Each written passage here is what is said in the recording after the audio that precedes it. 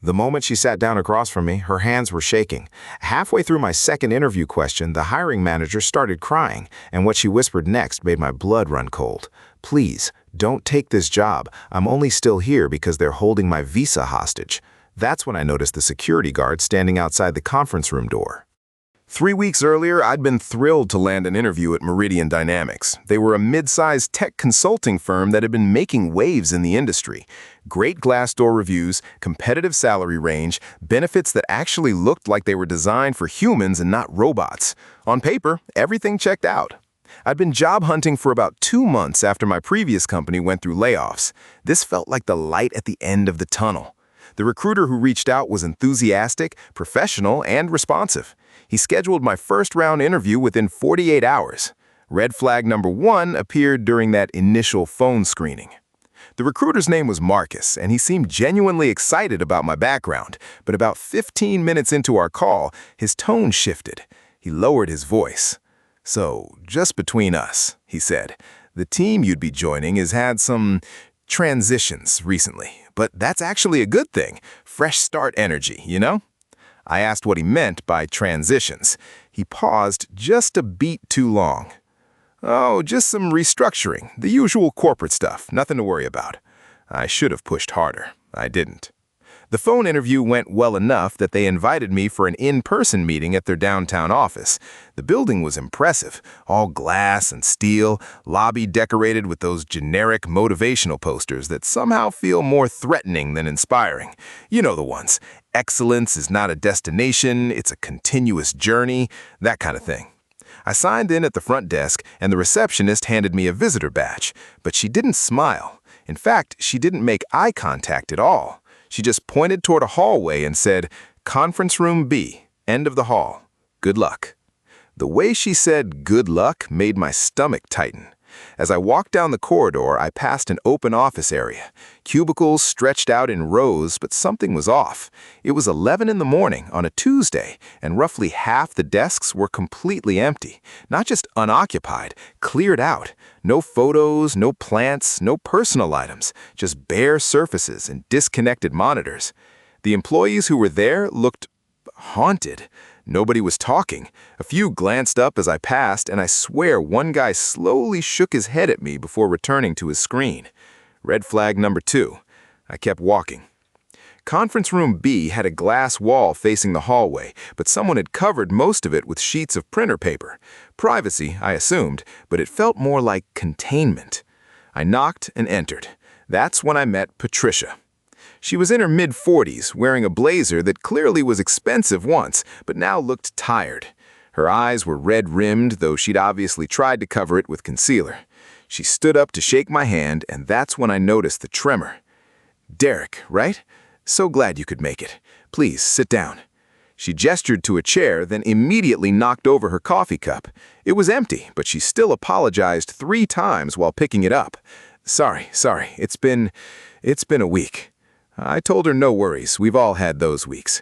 She laughed, but it came out more like a sob that she caught just in time. We started with the standard questions: my experience with project management software, my approach to client relations, how I handled tight deadlines. I answered confidently, and she nodded along, taking notes. But her pen kept pausing. Her eyes would drift to the covered window, and about 10 minutes in, I asked what I thought was a softball question. "So, Patricia, what do you enjoy most about working here at Meridian?"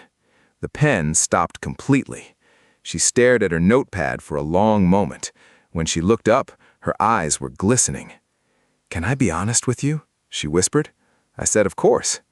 "Close the door." I got up and closed it. When I turned back, Patricia was pressing her palms against her eyes, trying to compose herself. "I'm sorry. I'm so sorry. This is so unprofessional. She took a shaky breath. "You seem like a decent person, Derek, and I can't in good conscience sit here and sell you on this job without telling you the truth." My heart started pounding. "What truth?" She looked at the covered window, then back at me.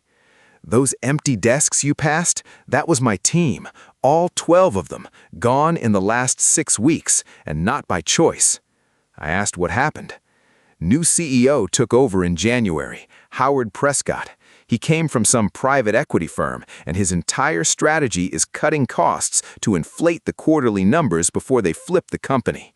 He doesn't care about clients, he doesn't care about quality, he definitely doesn't care about people. She grabbed a tissue and dabbed at her eyes. Last month, he fired our entire senior development team via a mass email at 11 p.m. on a Friday. No severance, no warning, just your access has been revoked. Please return company property by Monday. Some of those people had been here for 8 years. I felt sick. Why are you still here? That's when her voice dropped even lower. She glanced at the door. Because I'm on an H-1B visa. They're sponsoring me. If I leave voluntarily, I have 60 days to find another sponsor or I have to leave the country. My kids were born here. My whole life is here. Her hands clenched into fists. They know I can't leave, so they keep piling on work. I'm doing the job of 3 people now. I haven't slept more than 4 hours a night in weeks. I need you to really hear this. I'm sitting in a job interview and the person trying to hire me is crying. She's literally warning me to run. I've never experienced anything like this. Subscribe if you think any sane person would have walked out right then. Drop a comment and tell me, what would you have done? Because believe me, what happened next made everything worse. Before I could respond, there was a sharp knock on the door. Patricia's face went pale. "That's him," she whispered. "That's Howard. He insists on meeting every candidate personally." She quickly wiped her face and forced a smile that didn't reach her eyes. "Come in." The door swung open, and Howard Prescott entered like he owned not just the room, but the very concept of rooms. He was tall, silver-haired, wearing a suit that cost more than my car, but his eyes were cold, calculating. They swept over Patricia in a way that made me want to stand between them. "Patricia, taking an awful long time with this one." He turned to me, extending a hand. "Howard Prescott, CEO, you must be Derek." His handshake was exactly what you'd expect. Too firm, too long, designed to establish dominance. "So," he said, taking a seat at the head of the table without being invited, "Patricia's been telling you all about our exciting transformation, I hope." Patricia nodded quickly. "Yes, Derek seems very interested in the opportunity." "Good, good. We need hungry people here, people who understand that a lean operation is a winning operation." He leaned toward me. "Tell me, Derek, do you consider yourself adaptable?" I said I did. "Excellent, because we're building something special here, and the people who can't adapt," he made a dismissive gesture, "they find themselves seeking opportunities elsewhere, usually quite suddenly." Patricia flinched. I saw it. "Now," Howard continued, "I understand you're currently unemployed." I explained I'd been laid off due to company restructuring. "Ah, restructuring." He said the word like it was a fine wine he was savoring. "We're going through some restructuring ourselves, trimming the fat, getting rid of dead weight." He shot a glance at Patricia. "Though some fat is harder to trim than others."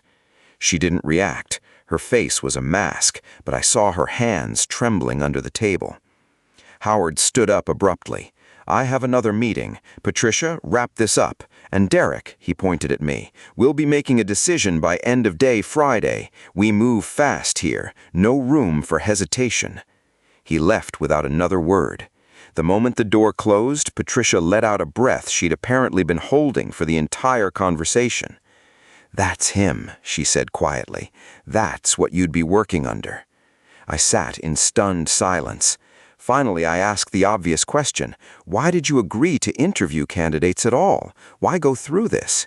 "Because if I refuse, they'll say I'm not a team player, and that's grounds for termination, which means visa revocation, which means—" She trailed off. "I'm trapped, Derek. I'm completely trapped." She reached across the table and grabbed my hand. Her grip was desperate.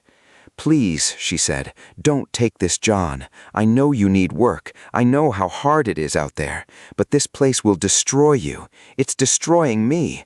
The culture here is fear, pure fear. Howard has people monitoring our email. He tracks bathroom breaks. Last week, he fired someone for having a family photo on their desk because it was a distraction from productivity." I asked what I could do to help her. She laughed bitterly. Nothing. There's nothing anyone can do. Unless, she hesitated, unless you know any immigration lawyers or any journalists who cover workplace abuse. That's when I noticed the security guard through the gap in the covered window. He was standing just outside the conference room door, watching. "Is he here because of me?" I asked. Patricia shook her head. "He's here because of me. Howard started posting guards outside my interviews after the last candidate I talked to reported the company to the Department of Labor." She smiled grimly. "They investigated, found nothing. Howard made sure of that." I realized then that I wasn't just witnessing red flags, I was witnessing a hostage situation wrapped in corporate language. I thanked Patricia for her honesty. I told her I wasn't going to take the job, and then I did something that surprised both of us. I pulled out my phone and handed it to her. "My brother-in-law is an immigration attorney in the city. His name is Kevin Chen. Call him, today. Tell him exactly what you told me." Her eyes went wide. "They monitor our phones." "Use mine, right now. I'll keep watch." She hesitated. Then she took the phone. The conversation lasted 3 minutes. I stood by the door, watching the security guard, who was scrolling through his own phone and paying no attention. When Patricia hung up, tears were streaming down her face again, but this time they weren't tears of despair. "He says there are options," she whispered. "He says what they're doing might actually strengthen a case for a different visa category. He's going to look into it." I took my phone back. "Good. Now I'm going to walk out of here like nothing happened. You're going to do the same. And Patricia, start documenting everything. Emails, dates, names. You'll need it." She nodded, composing herself. "Thank you, Derek. You have no idea what this means." I shook her hand professionally, then walked out past the security guard, through the graveyard of empty cubicles, and out into the parking lot. I never heard from Meridian Dynamics again. No follow-up call, no rejection email, nothing. But 3 months later, I got a text from an unknown number. "It's Patricia. I'm out. New job, new sponsor, better company. Kevin was amazing. Thank you for seeing me as a person when everyone else just saw a problem. I owe you everything." I still have that text saved. Sometimes the biggest red flag in an interview isn't the bad benefits or the lowball salary. It's the look in someone's eyes when they've been broken by the very company trying to recruit you. Trust that instinct, and if you can help, help. Thanks so much for watching until the end. If this story resonated with you, or if you've ever walked into an interview and immediately felt something was wrong, hit that subscribe button so you don't miss future videos. And if you have your own workplace horror story that you'd like featured on this channel, drop it in the comments or send it my way. Your story might be exactly what someone else needs to hear. Until next time, trust your gut and never let them make you feel trapped.